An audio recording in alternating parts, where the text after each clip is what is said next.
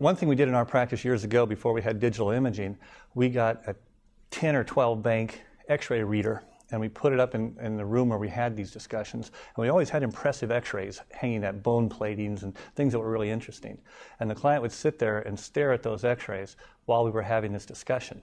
And it said that we were capable without us having to say it. They wouldn't ask us, have you done this before, or can you do this well? Because they got that idea just from the ambiance. And so we do similar things now. We put our digital radiology reader and our ultrasound machine that's impressive in an exam room where we have these discussions. And they say, without us saying it, that we provide good value. The other thing we do, because what people really hate, is they hate having something come out differently from what they expected. And so we always have written treatment plans. We go over those ahead of time. We discuss payment up front. We don't want the payment thing to be a negative thing that poisons our relationship, because we're not on opposite sides of this. We're on the same side, trying to do the same thing, provide good care for their animals. We're both on the same team. We just have to find a way to do it together.